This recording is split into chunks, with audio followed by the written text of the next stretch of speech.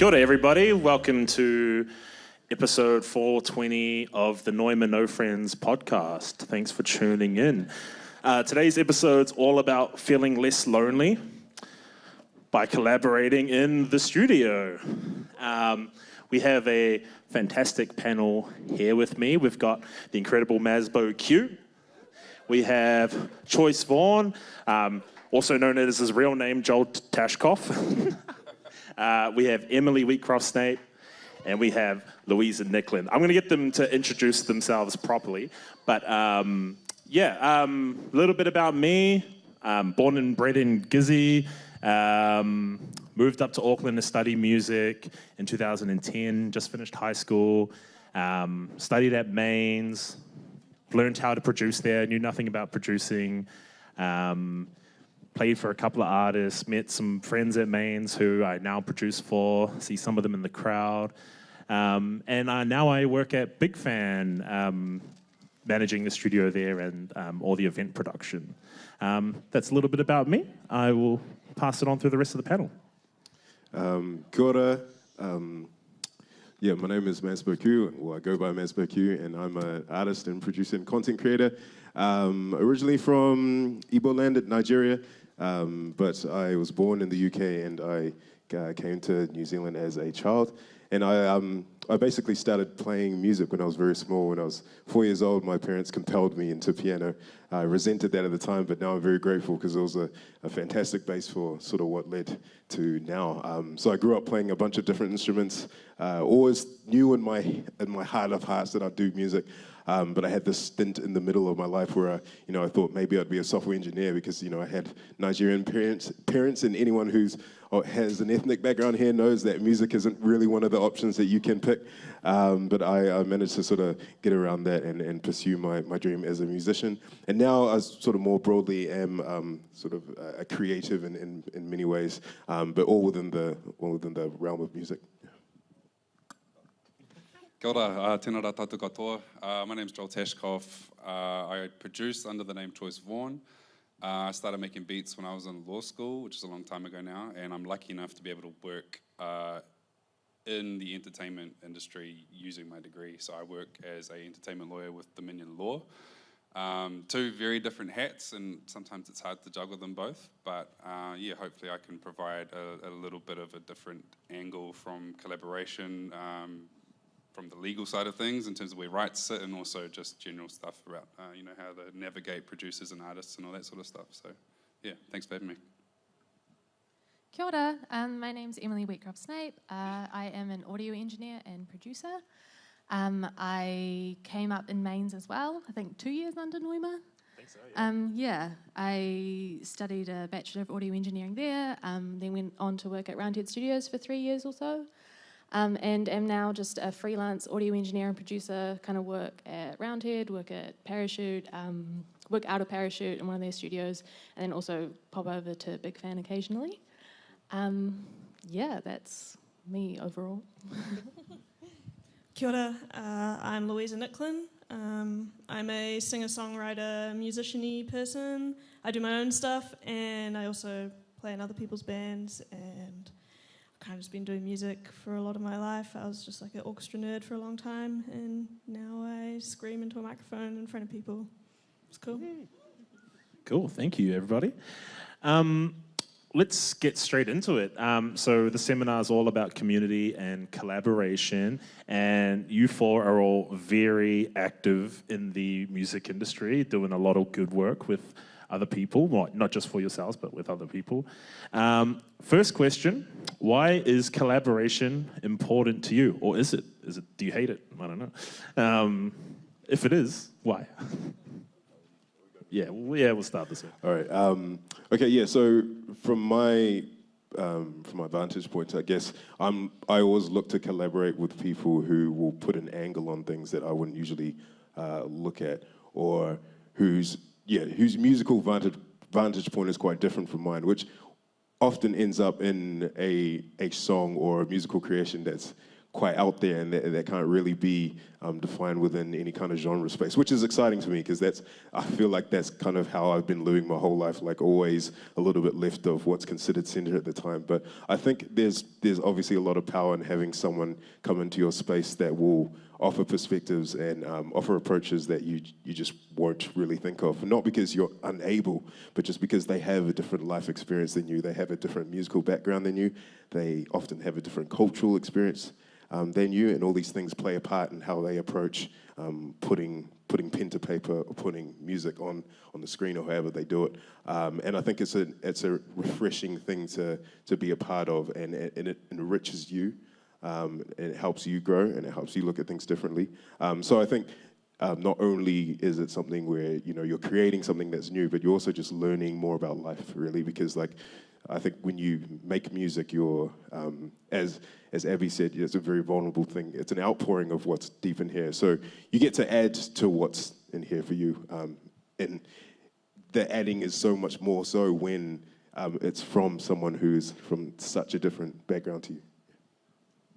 Yeah, I think collaboration is such an essential part of just the creative process as a whole. Like, everybody's going to have their own strengths, their own weaknesses. You might have someone that's classically trained as a musician and another person that's managed to figure it out by themselves, and they're going to bring different things to the table every time. And as a creative yourself, you can look to adopt certain vantage points that you might not have considered before, that are going to be things that you can build on and take away and use that for your individual growth moving forward. And I think working with other people and learning how to navigate that is such an important skill. Like, the people skills that underpin collaboration are really important too.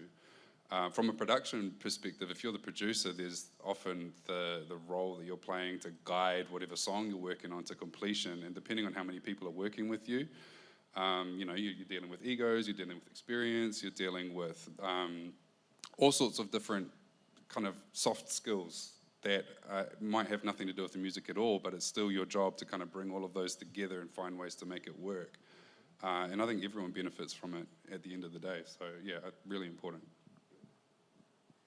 I think for me, while working as an engineer producer, collaboration is everything that you do. You're never just by yourself.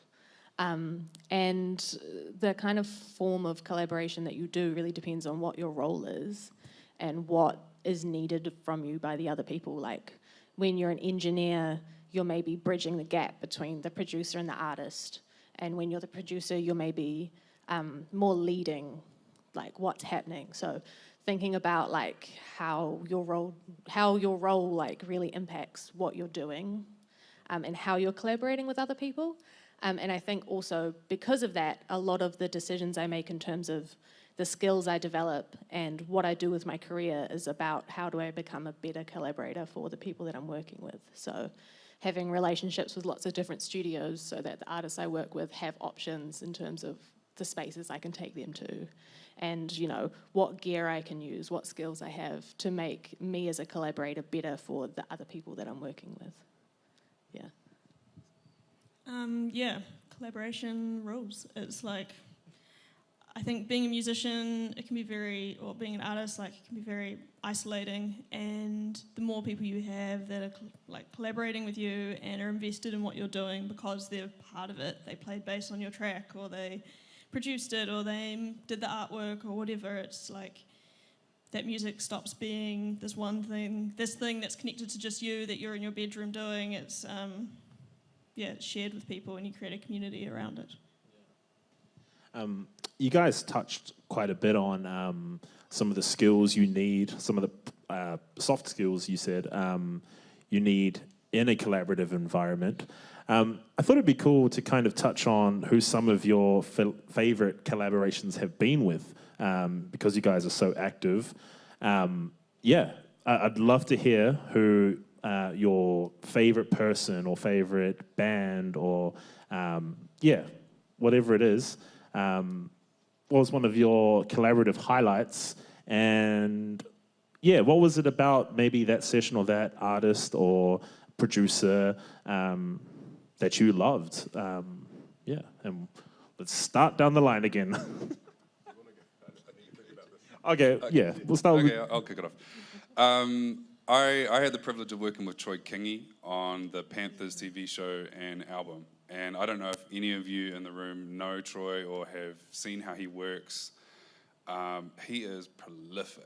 And I was fanboying the entire time. It's really hard to narrow down like the favorite collaborative moment with, because everyone's different, right? You're going to get different things from different people. But with Troy, I was a fan, and I was able to see firsthand how he could write an entire album in a week on voice memo on his guitar, and then take it to a studio over a weekend and record the whole thing, and then be done with it. So that like work ethic and talent and just kind of being witness to all of that was really cool. And then me having to remember that I'm actually a collaborator with him, and I need to try and add something to the mix as well was a bit of a challenge. So what was your approach, knowing that you're about to work with Troy Kingi? What did you do leading into that, or give us some insight, bro. We were quite lucky that our skills are very different, and we were asked to almost like Voltron combine and create something together, as opposed to be working on each other's strengths. We were tasked with, okay, Troy, you write what you're good at, and then I was given the task of doing what I'm good at and flipping it around and morphing it and then turning it into something completely different. So that was quite easy, and I think him being just a really nice guy helped. He's very nurturing in a studio environment and a collaborative environment. There was no ego involved, which is really helpful in that sort of situation. And his experience, playing live music and working with bands came in really helpful, and he was able to sort of guide things from that point of view. And then when it got to, post-production stuff, I was able to take control of that and bring my strengths to the table too. So it worked out pretty well. Cool. Sweet. Emily? It's a really hard question, but I was thinking I work a lot with the composer Carl Steven. I record, sort of help him out with stuff. He records with like orchestral, a lot of like strings, and is like really pushes his musicians to like their limits in terms of how they can play and the techniques that they use. And we've found, that we've just like work really well together to get both like the quality that he needs for film, which is like the technical requirements can be quite stressful, but then also making the sessions like free enough that he can have like his like creative freedom. And so that's worked. We have just worked really well together with that, and I think it was one of those things where it's just about like picking your team right, and it makes the sessions go like a lot smoother, and is a lot more straightforward, especially when you start working with people a few times. You don't have to like explain things to each other as much, and you can the roles just like fall into place a lot better. So I think just like finding someone that you work well with and like keeping that relationship and going back to them again, nurturing those relationships. Yeah, I'd agree with that. I like how you brought up team. I feel like that's something that every creative kind of needs around them. You find your mixing engineer that you love to do your stuff. You find your producer, your artists, and I think like a lot of times we like look up to like try to find team members up there who will like pick us and like take me and make me amazing. But like it's like just as important to like look on your sides, right? Like everyone's growing at the same time. Sorry, I just thought I'd touch on that. Louisa? It's a tricky one, for sure, because there's people that, I don't know, there's lots of people I really love. Like I love collaborating just with the band I play with, and but I think recently I've been working with Shane Carter as my producer, and that's been pretty cool, because he's pretty cool. It's been really great just because I think he gives this impression, people think that he's some sort of intimidating rock star, but he's actually just a little chiller. And he gives me a big kick up the bum and helps me like turn these songs that might be a bit underdeveloped into something really, really great. And he builds you up in a way without just saying like, oh, that's great, and not going to work on it anymore. Helps me work on stuff while still like building you up as an artist, and seeing what your strengths are and helping you with your weaknesses and all those kinds of things. So it's been really awesome working with him.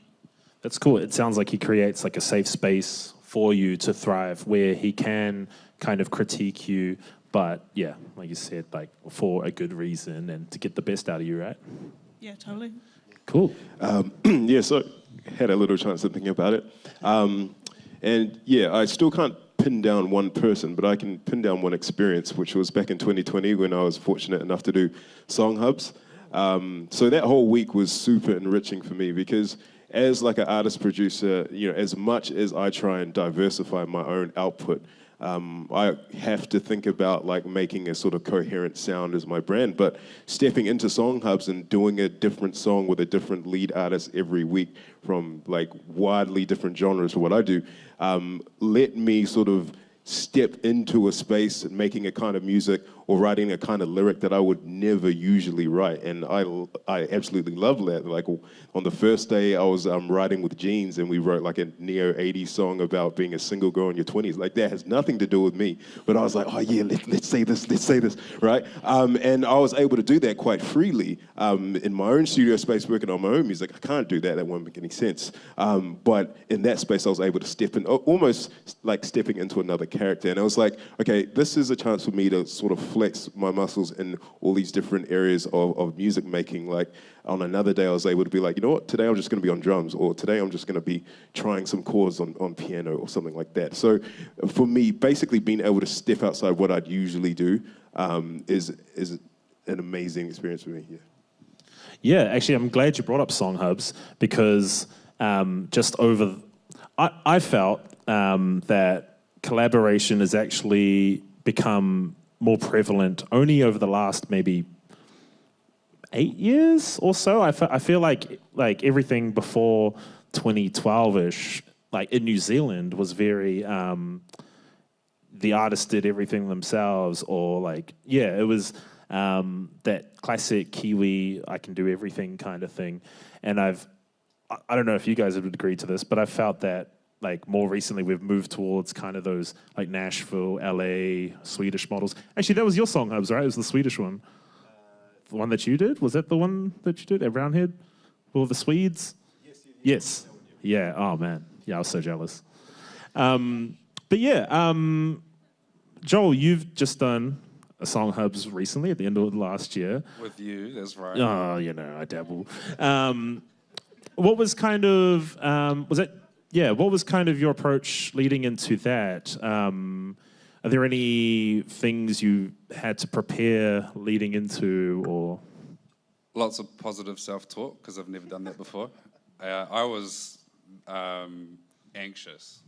I came from a background of pretty much beat making. We'd send the beat off, and then you'd get back the lyrics on it, and that was it. You'd send it to mix, and then it'd come out, and you'd wash your hands of it, and you move on to the next one. And it hadn't really had too much experience in a writing session with multiple people and multiple ideas. And the Song Hubs situation, like you mentioned, is similar to what is quite prevalent overseas, and it's cool to see it happening more and more in New Zealand because it really it gets the best out of everybody.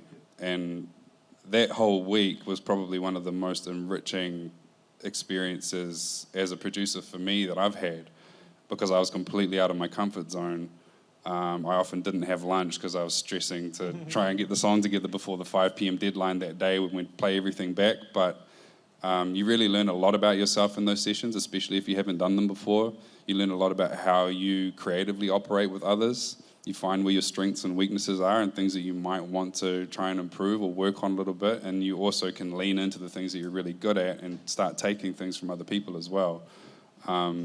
And the relationships that you form in those sort of situations are usually pretty strong at the end of it. So, yeah, if anyone has the chance to get involved in something like that, I'd highly recommend it. It definitely changed my career. Yeah, and there's a lot of opportunities to jump into writing camps now. A lot of places are doing them, like a lot of studios. Like there's often write nights at Parachute, and now we're doing some at Big Fan as well. And I know APRA have got like a lot more stuff planned that they're going to do. You touched on something where it can be quite anxiety-inducing knowing that you're about to go into a session.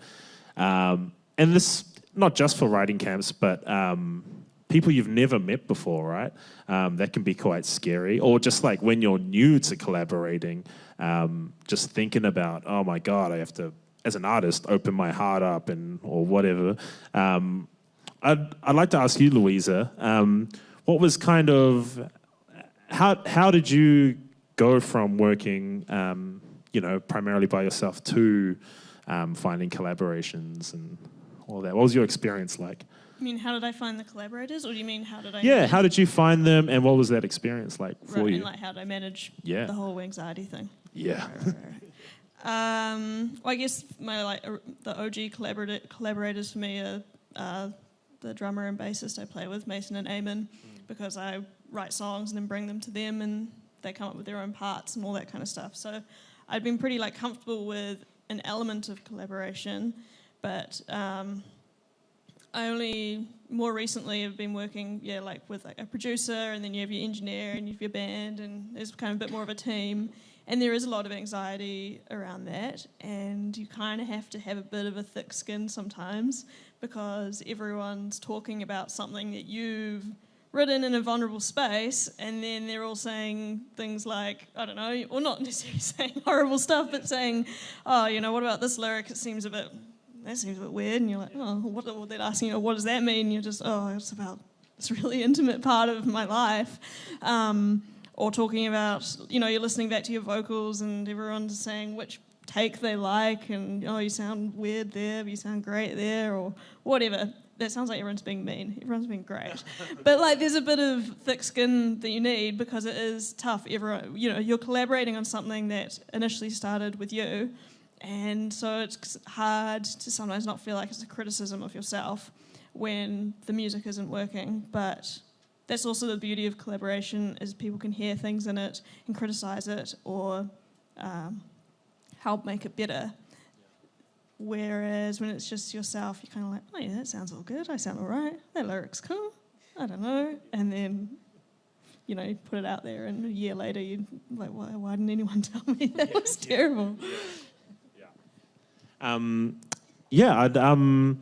like to get Emily, your perspective on that as well, being an engineer, and kind of how you deal with clients coming in who you've never met before, and kind of how you got to, say, working at Roundhead and all the stuff you're doing now. I got into working at Roundhead because their assistant went on holiday, and I filled in, and then I never left. That was how that happened. But yeah, so that was very much like, how do you be a good assistant, which is very much that soft skills, very much observing people and meeting their needs, that kind of thing. As an engineer, I think from an artist perspective, picking your team, you really do have to look at what people are good at, listen to people's the credits that they have, what genre do they work in, do they seem like they've got the right vibe, and approach people who are going to fit that from the start.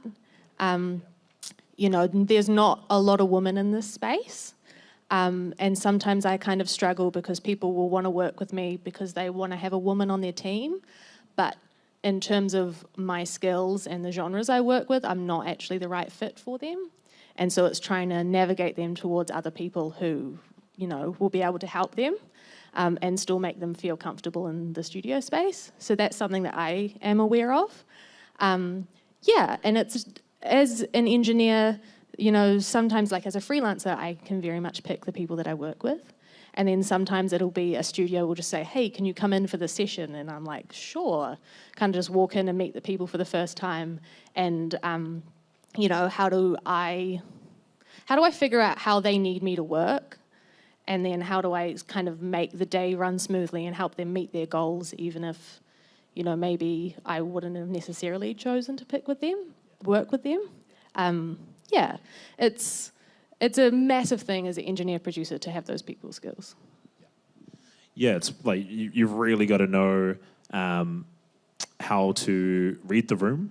For sure. Super important as a collaborator. Yeah. Figure out the dynamics as well. Yeah, of yeah. Like who in the band has the most say, Yeah. who in the band has the best taste. Not always the same person. Sometimes it's just like who's on fire today as well. Like, Oh, yeah. Yeah, sometimes someone could just be like having a hot streak where just things are just flowing out of their brains and like, okay, let's give that to them. This is your day, go for it. And touching on like previous panels, like maybe what pressures do they have from other people to, like what goals is their manager giving them? What has their label said? And still, once again, like how can I make sure that we get what the artist wants and maybe pay mind to that other stuff or not? Hugh, same kind of question. I'd love to know, just because I'm a big fan of your work, I'd love to know kind of, your process as well leading up to your collaborative sessions and, do's and don'ts. Do's and don'ts. Well, so, usually my collaborations are I've got 75% of the track done. Here is the 75%, now bring me 25%. Okay, cool. And that's usually how I run. Because as in the beat, like you mean? Yeah, beat, but also because like I do the vocals as well. So like I'll usually have like a spare 16 for them or something like that. But when it's more like, okay, let's sit down and work together on the whole top line or even the beat, so that's where things can be a bit more interesting.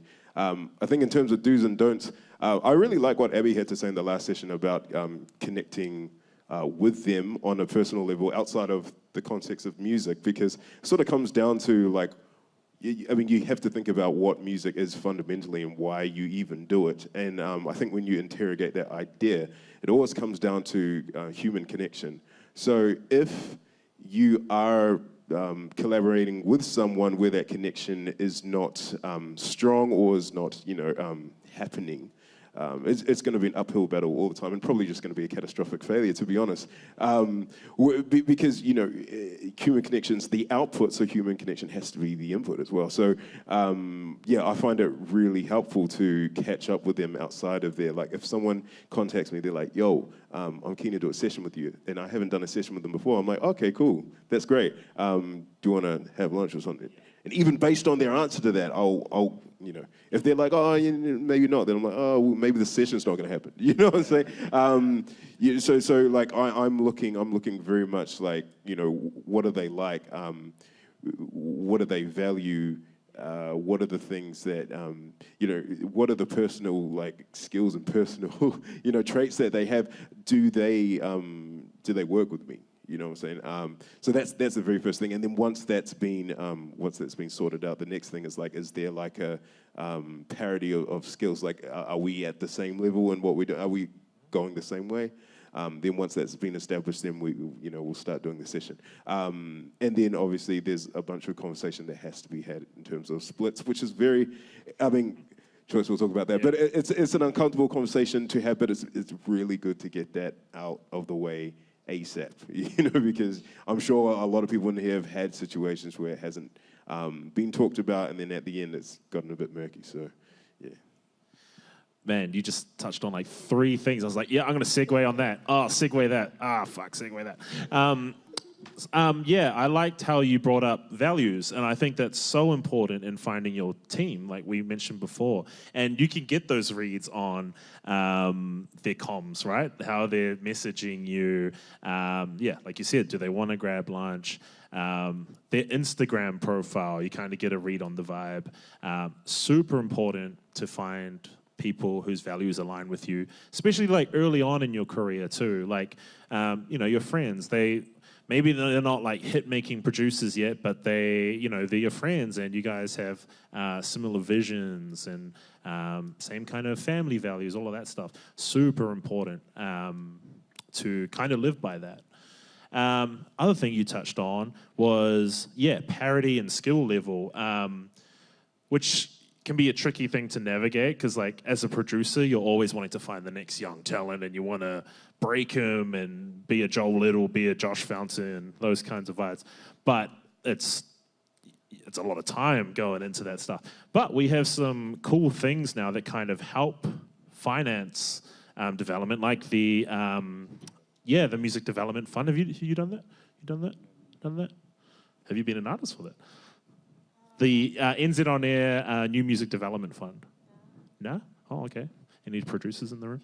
And I know the Producer Guild have a big part of that. That's my segue for you, Emily, because she wanted to talk about the Producer Guild. Do you want to speak a little bit about the fund and the Producer Guild?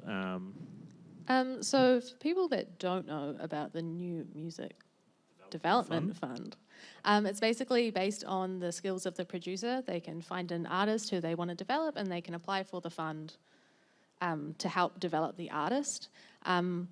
It is a really cool initiative, and I think as an artist, be aware that like when you're approaching a producer to do this fund, it's about developing that relationship. Like you are going to be a team, like you're asking them to be a team with you to develop you as an artist.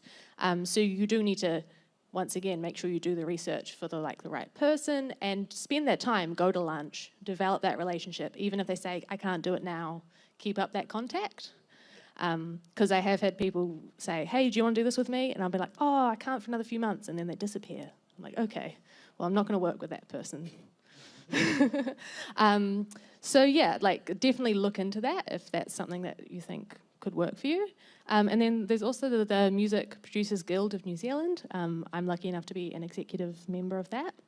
And if you are into production, if you want to get better at production, if you've started producing for your friends, you can sign up for the guild.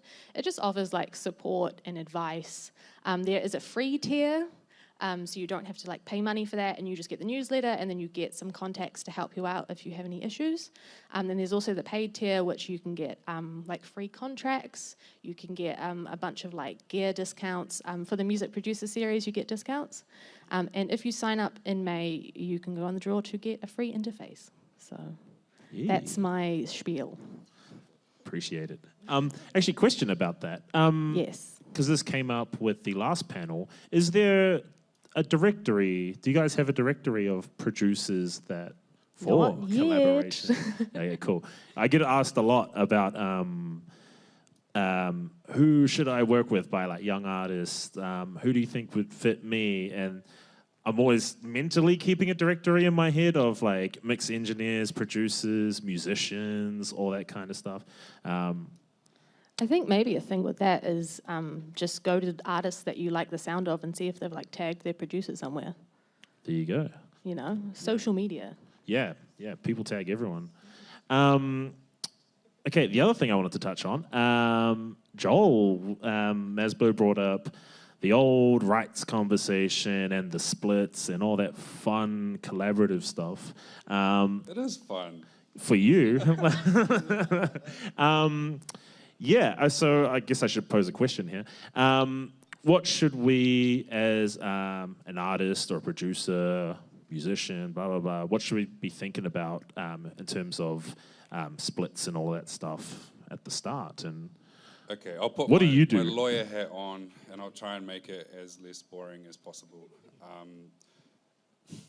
With collaboration, there's so many rights that are just sort of floating around on the recording side and on the songwriting side. And unless you have agreements in place with your collaborators, then they kind of stay floating around with the people that contributed those things.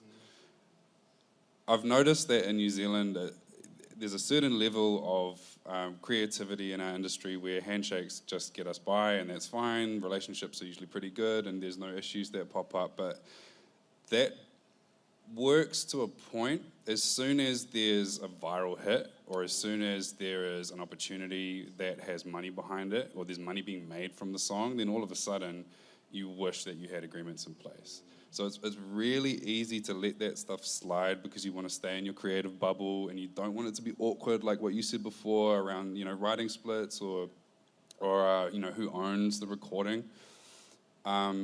I think my advice on that is, number one, if you don't know how all of that stuff works, chat to a lawyer. And if you don't know any good entertainment lawyers, I'm one, so now you all do.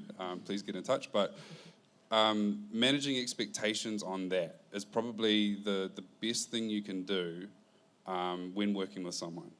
If you're getting someone in to play on your recording, make sure that they know that it's your recording and that they're coming in to play on your recording. And then also that you know that you have to remunerate them in some way, shape or form. Ask them what their rate is. Ask them what they expect from this creative transaction, just so you're on the same page. Because the last thing you want, and I see it quite often, unfortunately, is to not even talk about that. And something happens, and all of a sudden the song has gone viral on TikTok, and there's a massive opportunity with a lot of money behind it, and you need sign-off from the people that you've worked with, that you've collaborated with, and you need it by tomorrow. And if the relationship isn't there, someone might be like, oh, well, my rate has just quadrupled if you want that released from me. So, and then what are you going to do? You're kind of stuck. You either have to pay it or the relationship is damaged, and, you know, there goes that ability to work with them moving forward. And all of that could have been avoided if that was just talked about at the start in some way, shape or form, and then locked in ideally after the fact. Once you guys are kind of, you know, you've got an agreement of how you want to work with each other. It often goes amiss, but it is really important at least to keep in the back of your mind. And if you don't know, then ask someone who does. That's probably the best thing I could say. And Joel does. So flood him with emails. Dominion law. What else I was going to go over? Kind of just interested in your guys' perspective on this again. What do you find? This is a little bit egocentric. What do you find that you personally bring to the table in a collaboration, like your own personal uniqueness? I'd love to kind of see what you guys think about that. Okay. Well, I kind of see. Man, how do I answer this without sounding like a douchebag? Okay, so basically, in any room I'm in, I gravitate towards an architectural role in terms of like, I'll put bits in here and here and here, but really what's going on in my mind is how suggested things are coming together.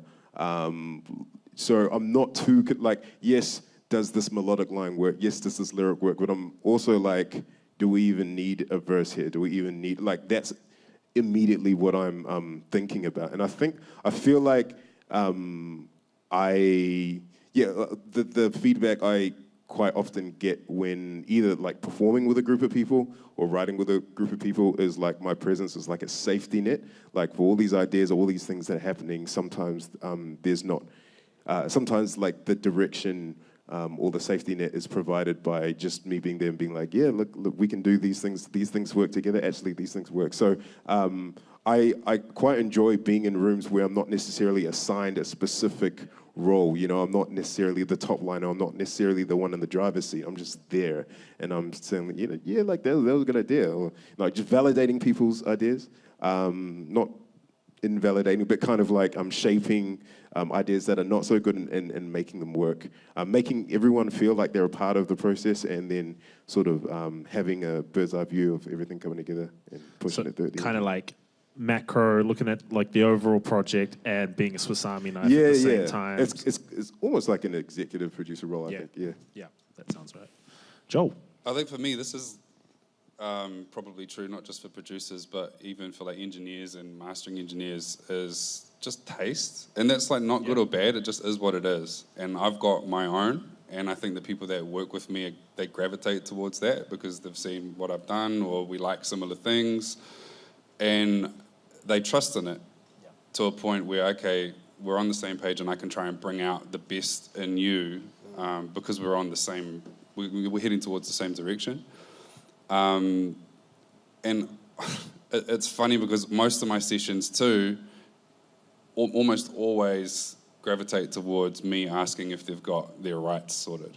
And they don't. And so they get free legal advice at the end of the session, which is great. Bro, you keen to collab? But it's like, I don't know, I like the people that I collaborate with, and I want to make sure that they're looked after. And, you know, not just with me, but with everyone else that they're working with. So I'm just saying, okay, have you got producer agreements in place with the other producers that you're working with?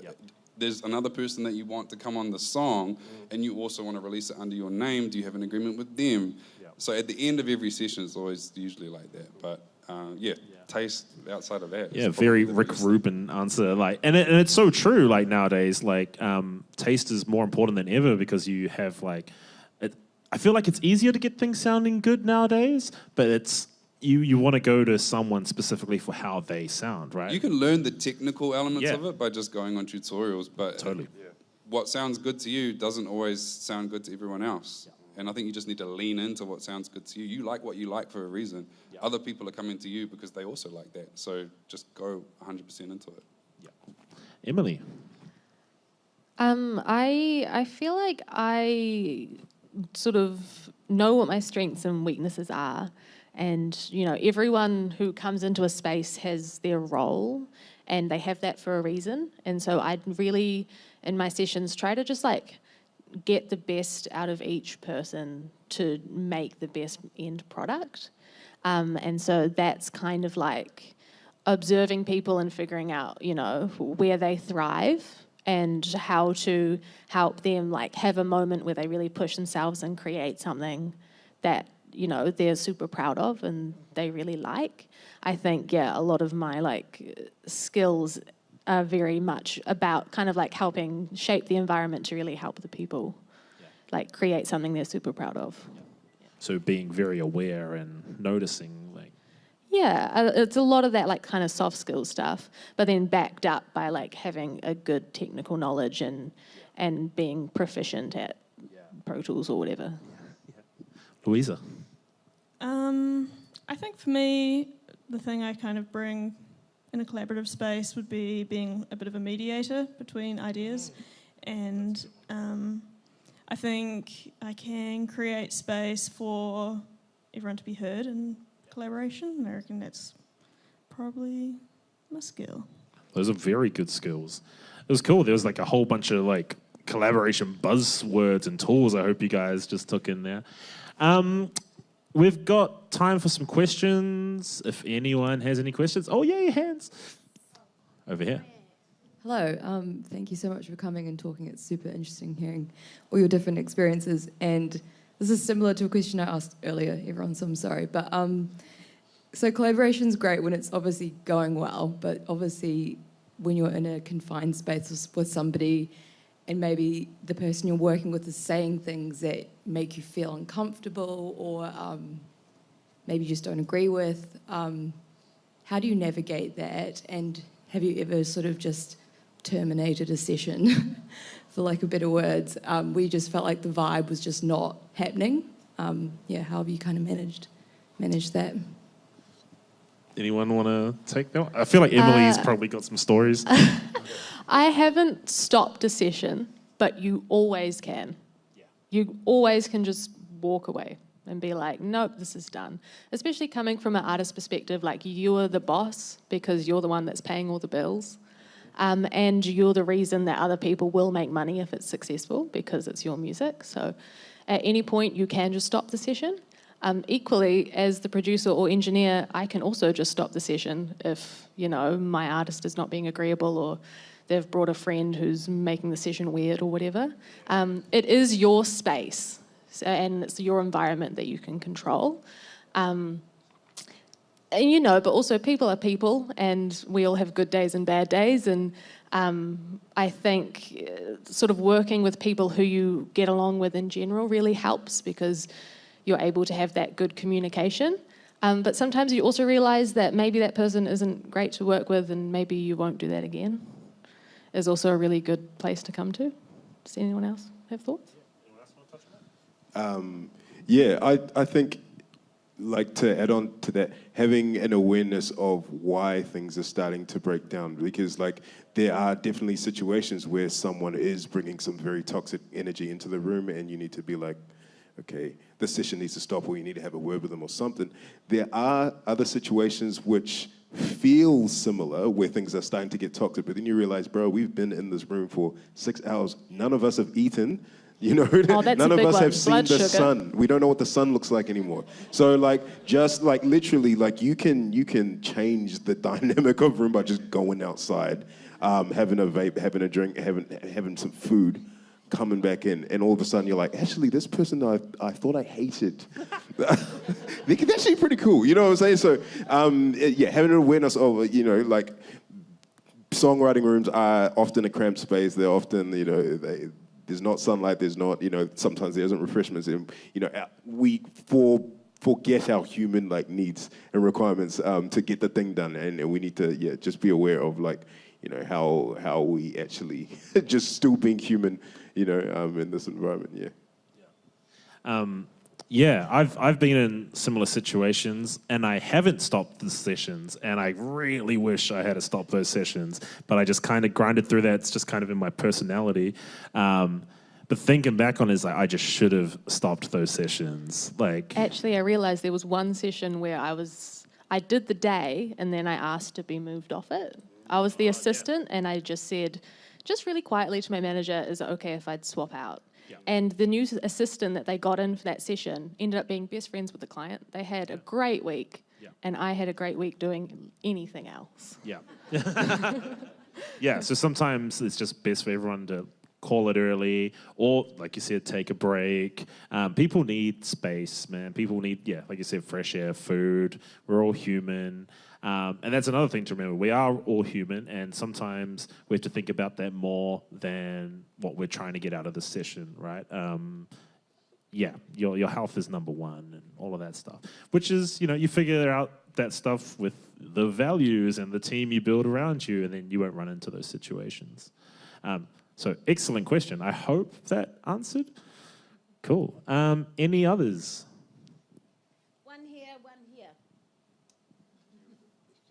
Thank you so much. This is really awesome, really helpful. My question is to do with maybe practical things around songwriting and music creation. We often have like a bit of a comfort zone of how we create music, whether you're a songwriter or producing. What are some things you've seen collectively over the years of, one, how many people is a sweet spot? 2 people, 3 people, 4 people in a room. And then also, what are some practical things if you're not feeling inspired to just try something to kind of create either something instrumentally or lyrically or top line? I reckon let's all have a go at this. We'll speed run it. For me, it's 3 people per room, producer, 2 writers, one of them being the artist. I just sorted out a writing camp at Big Fan, and that was I've always found that's my magic number. Some people are different, maybe less, maybe more. And then I think for the inspiration one, trying to find something creative to latch onto, I think it's being very aware of, techniques that you can use. Like, I'm a bit of a writing nerd, so I love free writing to try to let the brain go. So I guess studying and looking up techniques, learning some. So if you study music, you've probably learned a whole bunch of things. I was talking to Joel Little about this the other day. We had a little workshop with him, and he actually preps a whole bunch of chord progression, like just light beats, maybe like 8 bars or something, to bring to the table ahead of the session. So he'll make a whole bunch that he thinks might work for that artist, and then just tries them. If they work, they work. If they don't, they don't. But leaving enough space in those beats for the artist to create on top of or with. So I'm a big fan of like hidden plagiarism. So basically, like I'm massive on references, like huge on references. Like the first thing I do when people come and have a session with me, I'm like, what are you listening to? And I no shame in saying this. I'm like, do you like that melodic line? Yes, let's take it. Because when you start building off that, it's going to turn into something unrecognizable. But often you just need, again, that safety net to just springboard off. So like if there's a bass line you like, if there's a drum pattern, let's just use that. And as we build things, they'll change. And that's a really easy thing. Like, everyone listens to music. Everyone, has got their favorite song that, So it's some people like last resort. I'm like, it's the first resort for me. You know what I'm saying? I'll build off of that. I love references too, but there was a magic question that I've always kept in the back of my mind. A friend of mine asked it to me when I caught up with him, and I thought, whoa, I've never thought about an answer that was prompted by something like that. And he asked me what I was inspired by. And I think leading with that in a session gives whoever you're asking, like if you're working with an artist, like, well, you know, what's been inspiring you lately? It might not be music, it might be something else. But you can draw on the energy of that and start to, you know, spitball ideas, and that's going to snowball into something else. It might be music, and you can start playing through some stuff and get a read on the energy. And then, or the texture, the sonics of the track. Like it doesn't have to be a melody or, you know, something. If you get stuck on something, then switch to something else. Like if you can't get the arrangement, then go work on the bass line or go and EQ the drums and get inspired that way, and then all of a sudden you'll find that the doors will open again and you've broken through. I think that's probably the best thing I can suggest for that. Yeah, and I don't know what the sweet spot is for writers, just as many as it takes to get a great song. I can't talk about writers, but in terms of just collaborators or people in studio when you're recording or whatever, I find generally there's maybe a core group of 3 or 4 people, including the engineer, producer, who end up sort of leading the session and will make most of the decisions. Yeah. So identifying that core group of 3 or 4 people and sticking to it and nurturing it is really important. Because sometimes if you've got a massive band or something, you don't need all 9 people. Yeah. You'll have your 3 or 4 people that are really keen and onto it, and you just kind of stick with them. And then in terms of inspiration, for me, it's about just like getting out into the world and like being inspired by kind of just living life. And sometimes it'll just be like taking the bus into studio instead of driving or whatever. Yeah. And just, especially when you're in studio all the time, it's a lot of the same stuff. And so just getting out a little bit can be really great. And real quickly, Louisa, we've got to wrap up, I think, but give us your quick. My answers are pretty much the same as what everyone else has said. The references thing is big for me as well. Like, listen to a song, choose something in it that you love, the melody, the beat, whatever, and also the living your life thing. Just go and watch some movies and read some books and walk around, and you get some great ideas. Yeah. Real quick before we wrap up, commercially, the number of songwriters as little as possible, because the more people you have on it, you got to split it. So if you want to retain that, then try and do it yourself. You know, get someone else to help. Make sure you talk about the splits. Don't leave it until the last minute. But yeah, you have a look on like Spotify, you have a look at the credits, and some of them have used samples, and those samples are bands, and then those bands have extra writers that were involved, and that's why there's like 10 people that are listed, and they all have to split it in different ways. So yeah, be aware of that. Very good point. That's us for this part of the seminar. If you have any questions later, I'm sure we'll be around, so come ask us. Everyone give a big round of applause for our amazing panel, and thank you for having us.